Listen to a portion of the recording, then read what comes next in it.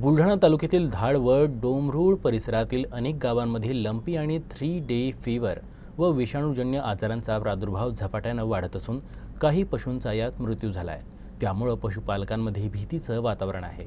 आज आपण पाहतो आहोत की लंपी स्किन डिसीज या रोगाचा प्रादुर्भाव आपल्या जिल्ह्यामध्ये झपाट्याने वाढत चाललेला आहे।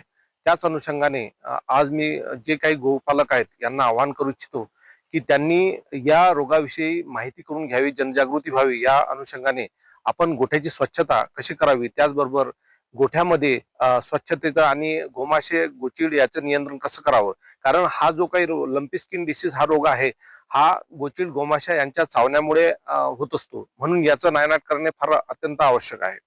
आपण पाहतोय की बुलढाणा तालुक्यामध्ये सुद्धा डोमरूळ असेल, धाड असेल, काही परिसरामध्ये याचा शिरकाव झालेला आहे। मागील सुद्धा आपण न्यूजपेपरमध्ये बघतो की मलकापूरमध्ये शिरकाव झाला होता।